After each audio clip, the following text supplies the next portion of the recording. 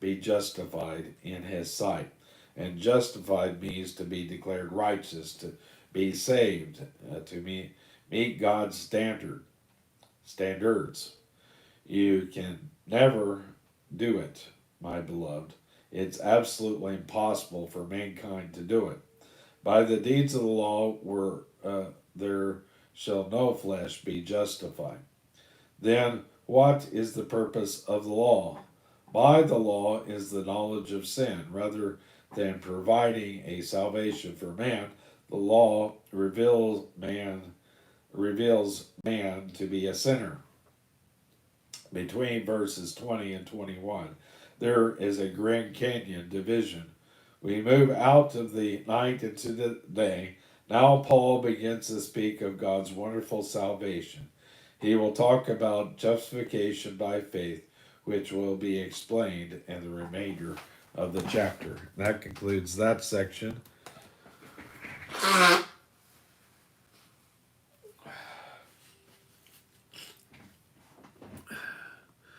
Now we go on to section verse 21.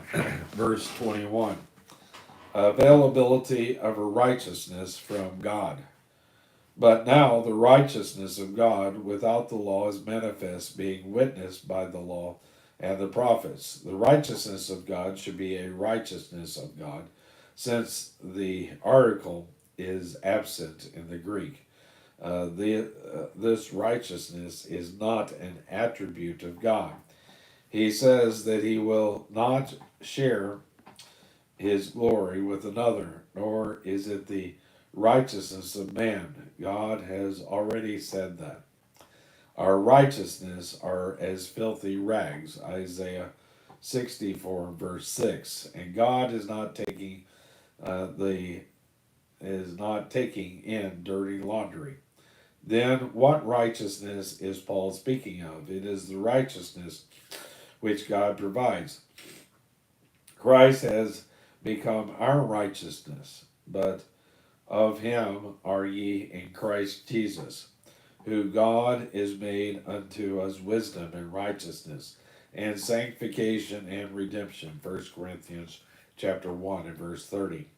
Also, we are told in 2 Corinthians chapter 5 and verse 21, for he hath made him to be sin for us who knew no sin, that we might be made the righteousness of God in him.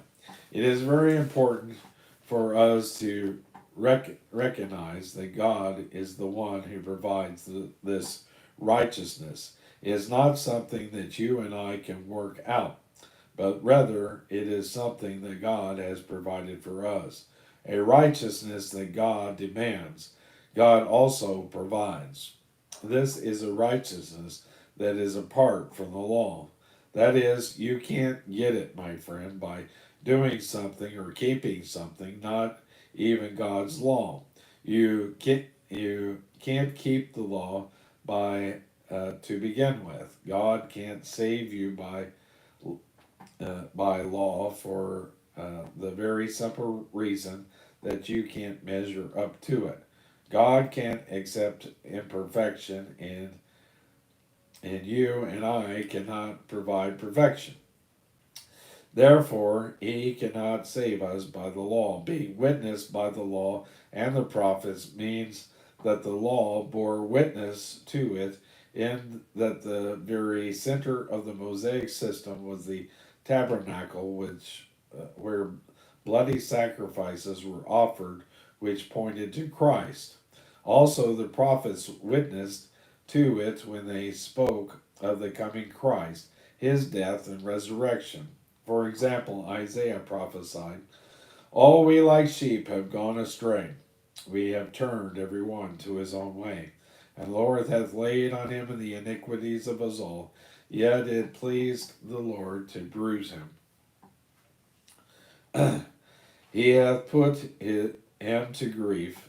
When thou shalt make his soul an offering for sin, he shall see his seed, he shall prolong his days, and the pleasure of the Lord shall prosper in his hand. Isaiah 53, verses 6 and 10. Both the law and the prophets witness of this righteousness that God